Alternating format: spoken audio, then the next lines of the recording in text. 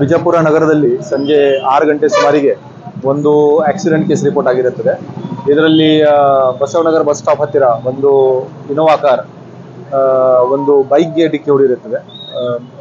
Scooty, ಅದು Activa, ಆ ರೀತಿ ಗಾಡಿ, ಸಣ್ಣ ಚಕ್ರದ ವೆಹಿಕಲ್ ಅದು ಡಿಕ್ಕಿ ಹೊಡೆದಿರುತ್ತದೆ. ಅದನ್ನು ಡಿಕ್ಕಿ ಹೊಡೆದ ನಂತರ ಇನೋವಾ ಕಾರ್ ಅದೇ ರೀತಿ ನಿಲ್ಲಿಸದೆ ಮುಂದುವರಿಸಿಕೊಂಡು ಹೋಗಿದ್ದಾನೆ. ಅದರಲ್ಲಿ ಆಯುರ್ವೇದಿಕ್ ಮಹಾವಿದ್ಯಾಲಯ ಮಾರ್ಗವಾಗಿ ಮನೆಗುಳಿ ಅಗಸಿ ZP ಗೇಟ್ ತನಕ ಅವನು ಆಲ್ಮೋಸ್ಟ್ 2.5 ಕಿಲೋಮೀಟರ್ ಅಷ್ಟು ಗಾಡಿ ಮುಂದೆ ಹೋಗಿದೆ. ಆ ಗಾಡಿಯಲ್ಲಿ ಒಂದು ವಿಕ್ಟಿಮ್ ರವಿ ಮೇಲಿನಕೇರಿ, ಇವರು ಆಗರ್ಖಡದವರು, ತಾಲೂಕಾ ಇಂಡಿ, ವಯಸ್ಸು 32 ವರ್ಷ. ಇವರು ಆ ಗಾಡಿ ಟೂ ವೀಲರಲ್ಲಿ ಇರುವವರು, ಅವರಿಗೆ ಗಾಡಿ ಎಳೆದುಕೊಂಡು ಹೋಗಿರುತ್ತದೆ. ಮತ್ತು ಇದರಲ್ಲಿ ರವಿ ಅವರದ್ದು ಸಹ ಡೆತ್ ಆಗಿರುತ್ತದೆ. ಮತ್ತು ಬಾಡಿ ಆಲ್ಮೋಸ್ಟ್ 2 ಕಿಲೋಮೀಟರ್ ಅಷ್ಟು ಇನೋವಾ ಗಾಡಿ ಜೊತೆ ಹೋಗಿರುತ್ತದೆ.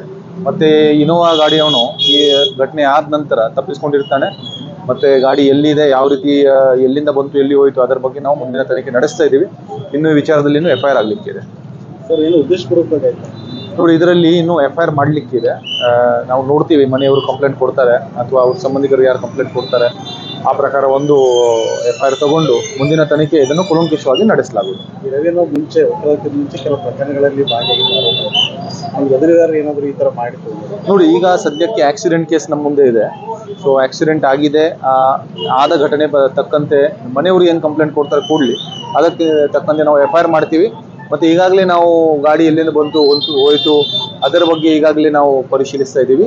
ನಮ್ಮ ತಂಡಗಳು ರಸ್ತೆಯಲ್ಲಿರುವಂಥ CCTV ಫುಟೇಜಸ್ ಎಲ್ಲ ಚೆಕ್ ಮಾಡ್ತಾರೆ. Thank you.